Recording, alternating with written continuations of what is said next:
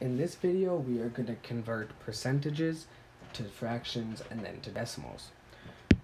So let's start with 90%. So what is the definition of percent? The definition of percent over here in red is some kind of number over 100 equals number percent. So using that, shows that 90% equals 90 over 100. And we can easily reduce this because there's a 0 at the end of each. So divide both sides by 10, we get 9/10. And now that is a fraction in lowest terms. Using the 9/10, we want to convert the fraction into the decimal. To do this,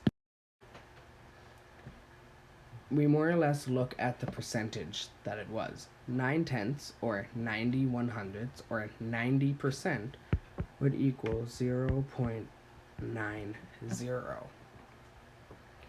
So if we look at the second question for a little bit more clear, to make it a little bit more clear, if we have 5%, it would equal 5 over 100.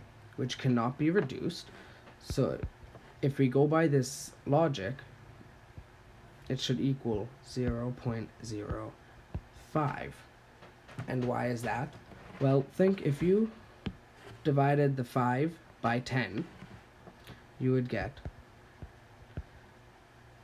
move the decimal over, 0.5 over 10. If you divided it again to get it over 1, you would get